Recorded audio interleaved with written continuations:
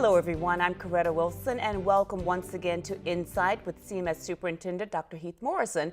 It is a program that keeps you up to date on the issues and initiatives happening in Charlotte-Mecklenburg schools. The holiday season definitely upon us, and our gift to you, some very good information about your school district.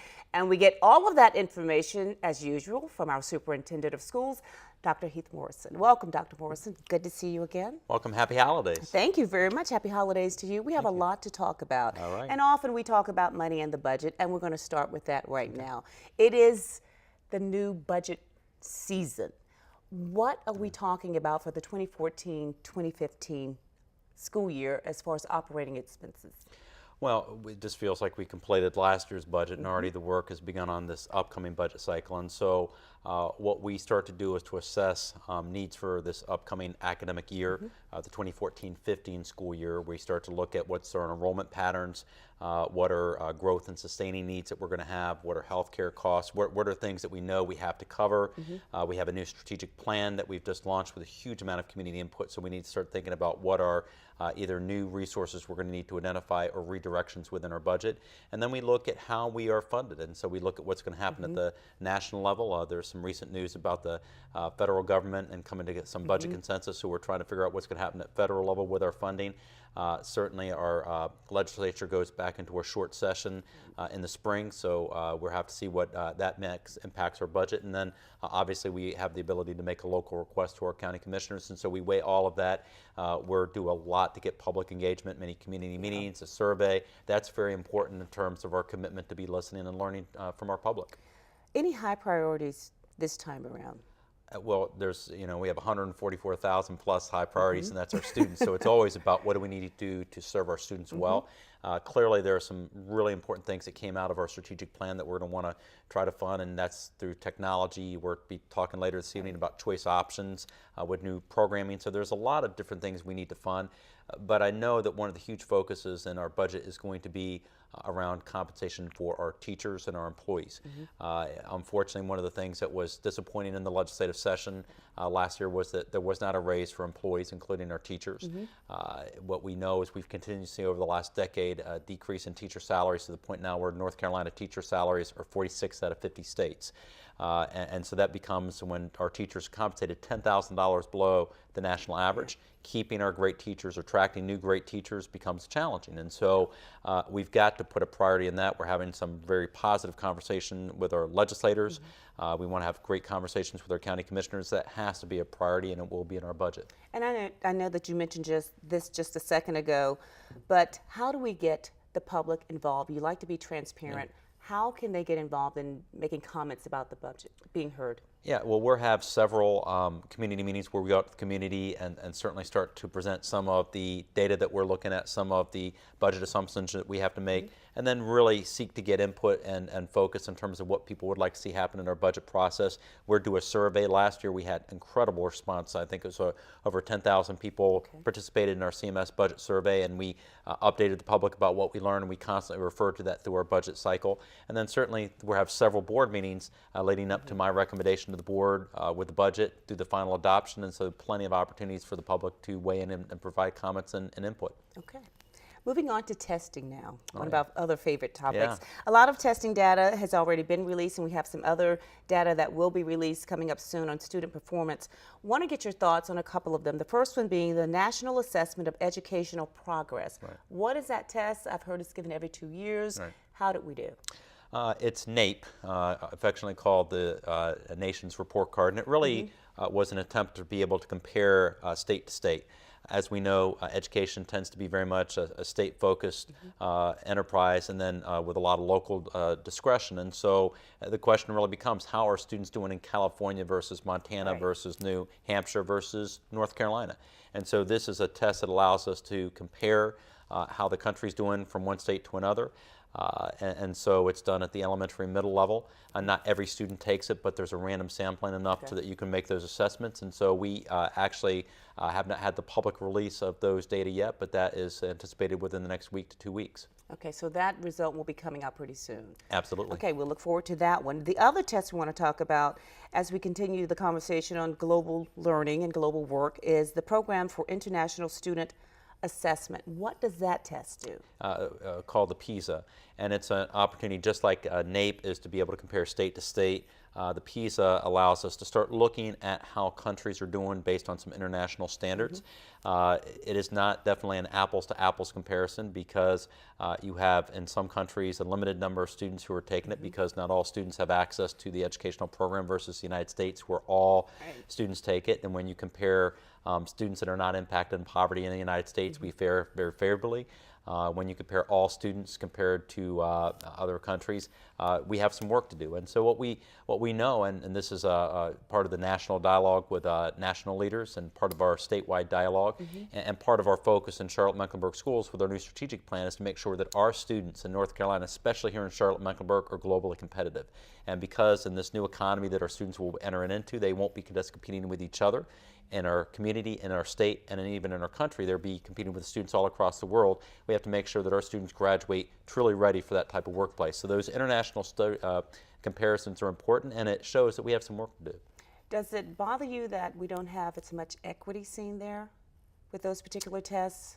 As you said, it's hard to compare apples to apples because there are so many differences in this country versus some other countries, but all of our children are tested. Well, I think it's that in some countries you have all students accessing educational systems versus others that there's some segregation in terms of who's accessing education. In other cases, it's simply a situation that there's a low amount of poverty in the country versus the United States, where a sizable number of students taking that test are impacted by poverty. Now, at the end of the day, we want all of our students to be successful in our country, whether they start off in poverty or not.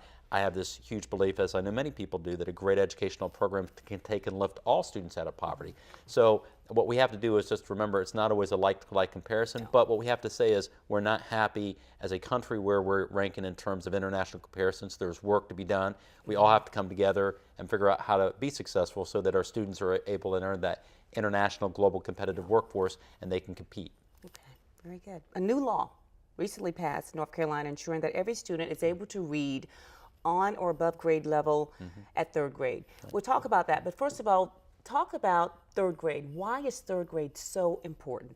Well, I think third grade is important because it's a benchmark year. What's really important is that students come into kindergarten reading on grade level. And people will say, well, don't they start off in kindergarten with a blank slate? No, a lot of students already come into kindergarten reading on a second or third grade reading level already.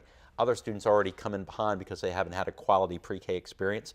And so what we have to do is to make sure by third grade all students are reading at grade level. The research is very clear. If a student's reading on grade level by third grade, they have an excellent chance to go on and graduate and get into that globally competitive international workplace. If they're not reading on grade level by third grade, there is a huge chance that without direct intervention and support, they may not graduate. So third grade becomes an important benchmark year, but not that third grade reading is more important than second grade reading or fourth grade reading. It's just an important benchmark, which is why the legislation was created the way it was. So what's going to happen to those students who missed the mark? Well, so the goal is to have every student exiting third grade reading on or above grade level. And so there will be a number of what we call formative assessments or leading data that tell us that we have work to do throughout the year. So already this year we've been benchmarking. When we're starting to see students who are not reading at grade level, we're intervening in real time. But the goal is for every student to be able to be reading at grade level. If we have students that towards the end of the year are not reading on grade level, then one of the things that potentially could be is a requirement for a student to go to a summer reading camp. The duration of that is still being discussed, but that the student would have an opportunity to get the additional skills that they need. Else, there is a possibility that we'd have to retain that student. And the research is very clear. Retaining this student is not something we want to do, but we also don't want a student progressing across elementary, middle, and high school not reading. What can parents do if they are concerned? Certainly always begin talking to your teacher. Ask your teacher, how is my student doing? And really just ask the basic question, is my student reading at grade level? If so, how do I continue to make sure they are reading at or above grade level? If not, what can I do at home? It is so important that, that there's a culture of literacy in the home, so that when the child sees mom and dad reading as opposed to always watching television, that makes a huge impact. Reading to your child is just an amazing gift. So there's lots of things that our parents can do to help support the reading program and instruction happening at schools. And they just need to ask the question. And we need to do a good job of helping with that as well. Okay, let's move on now to teacher turnover. This year we were at a 10-year high. Almost 16% of last year's teachers not returning to CMS. That seems like a terrible thing, but it's a number and it can be explained. What happened?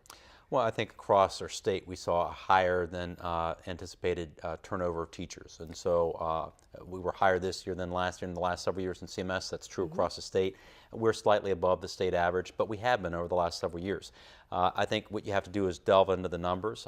44% of that percentage of about 16% of teachers not returning are for reasons that aren't in the control of the school district. They're not leaving because they're unhappy or anything like that. They're leaving because they retired. Personal family issues in terms of illness. In cases, if a teacher unfortunately dies during the school year, that gets folded into those data. So there's things that are in those. Also, there are teachers that we chose not to bring back because of performance. And so there's more complexity to that. I remember one of the things was, well, what about teachers leaving to go to other school districts in North Carolina? And we had about 150 teachers leaving to go to other school districts in North Carolina for various reasons. You know, family move, you know, they already are living closer to a particular situation, so a job opens up. But we had 300 teachers come from other school districts in North Carolina to join CMS. And so I think it's important. What we know is that one of the driving forces why we think all across the state we saw a slightly higher than anticipated rate is because of what we know is happening with teacher salaries. Again, where we are with teacher salaries as a state is something that is becoming a real challenge. It's a challenge to keep our great teachers. It's a challenge to attract great teachers. When you have a teacher that can make $10,000 more to do the same job in a neighboring state, it becomes really challenging to say, why should you stay? And I've had a conversation with a number of teachers who say, I love teaching in Charlotte-Mecklenburg schools. I love teaching in North Carolina. But if I can go to another state and do the same thing I love and make that significant amount more money and get paid for my master's degree, which now teachers no longer are going to get compensated for, and retain my tenure, which is important to many teachers, it becomes more challenging to make the case for staying in North Carolina. It makes your job very difficult, but how do you keep and retain the good teachers that you do have in CMS? Well, and we've got so many amazing teachers, and so I think a big part of it is certainly making salary an important part of our budget process, continuing to advocate at the legislature to do something significant for teachers all across our state. But then also a big part of why teachers choose to stay or to leave is the culture at the individual school and the culture within the district. And so I want teachers to feel that they're valued in our school district. Last night at our school board meeting, one of our associations really was very wonderful about comments about our recent American Education Week and how intentional the district was in lifting up the importance of teaching, the pep rally we did at the beginning of the year. I really want to have our whole community celebrate teaching and making teaching become the iconic profession in our community. Our teachers are amazing, and we need to let them know how much we value them. All right, thanks a lot. Well, when we come back, more is better, and more options for students and parents are coming to CMS. Get the insight after this break.